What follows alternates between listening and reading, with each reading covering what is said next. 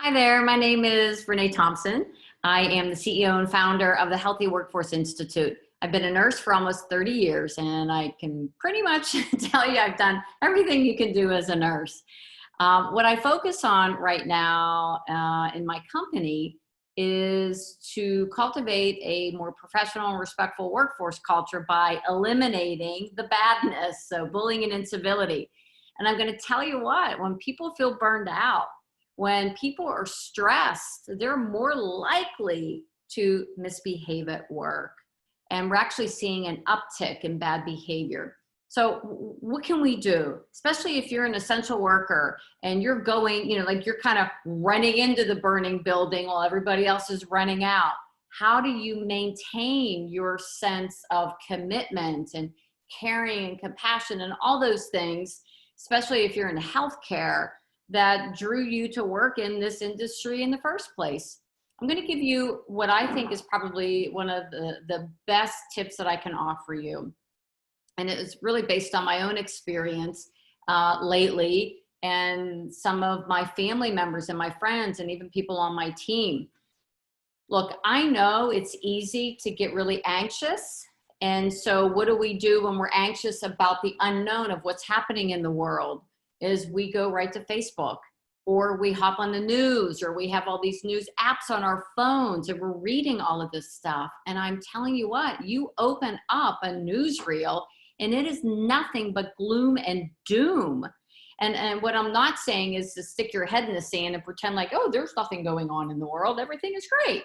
But what I am saying is you have to protect yourself, your brain, from all of the negativity that's out there.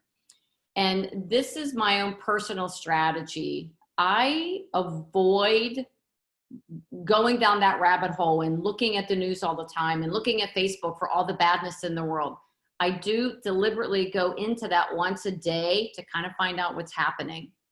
But here's a practical tip for you if you're going in as a frontline worker, okay, and you're exposed to all of this.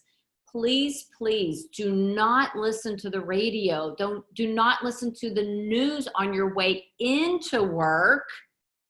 And instead, what I want you to do is listen to some music that makes you feel good. Or what about just pray on your way into work? Or just silence, okay? Just to prepare yourself.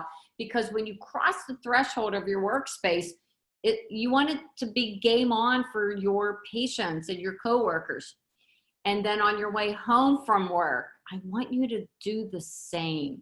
Do not listen to the negative news. Do not listen to any of the badness that's out there.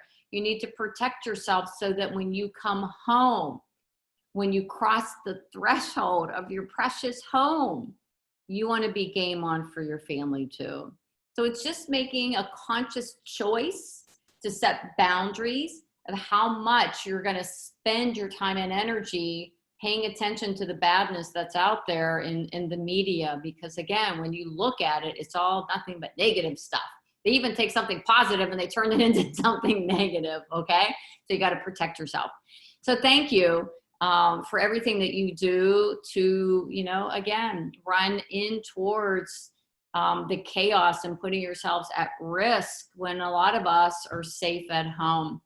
We're praying for you. We care about you. We may not be physically with you, but we are with you. So I hope that helps. Take care and stay connected.